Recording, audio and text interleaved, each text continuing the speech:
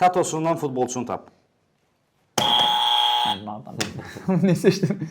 Bir daha. Doğrudur. Başa.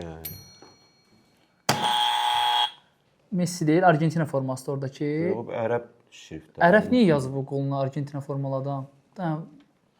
İctimai qınadır ya Allah'ım. Ərəb dilidir bu. Vurğun düz elədi. Argentinalı. Argentina. Kariyerasını bitirib. Agüero. Doğrudur. Qəşəng. Agüero. Ondan sonra qorxuram mən şey basmamış.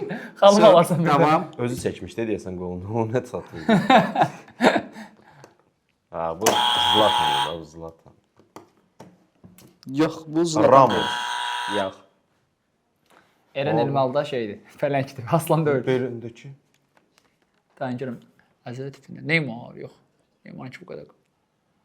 Bu qədər rəngli.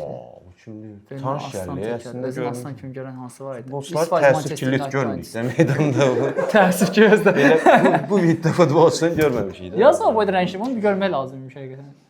Bunun qara dəri rəngindən Braziliyalı oxşur. Şimdi. Manchester United oyunçusuna oxşur. Yox. Depaydır. Doğrudur. Ha? Memphis Depay. Depay. Depayın da tapıları çoxdur. Çempionlar Liqası deyən bu Dəndən aşağıda illər qazandığı 100% Real Madridin oyunçusu. Hə, 2022-də qazandı. Vinicius deyil bu qədər ağ ola bilməz. Dəri rənginə görə tapması aşağı. Əllərindən Rodrigo. Xeyr. Cross. Xeyr. Altda bir dənə bir şey soruşsam. Dövmənin üstünün tam altında neçəncili yazılıb? Yazını mən oxuyamıram. Amma mən köməkli göstəreyim. Asensio. Xeyr. Nömrəni bir dənə de də. 2014. 14-də başlayıb 22-də də qazanıb bu müddətdə. Nacho. 2014, 16, 17, 18 və 22. Nacho. Xeyr. Bale. Bale.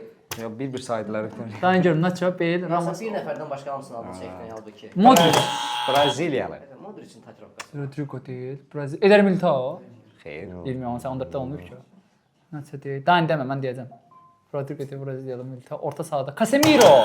Xeyr. O da Braziliyalıdır. 14-də də qazanıb, 22-də də qazanıb. Nacho var, Modric var, Braziliyalı. Kroos var. Ağıllarına necə gəlmir? Allah'ın olsun. Braziliyalı Nacho, Modric, Kroos, Vinicius, Rodrigo. Marcelo. Doğrudur, Marcelo. Marcelo bu boydaqdır. Mən də o demişdim. Mən bizim mən seçməmişəm valla bunu. Yox. Neymar. Doğrudur. Nəfəs al da Cəbrayıl.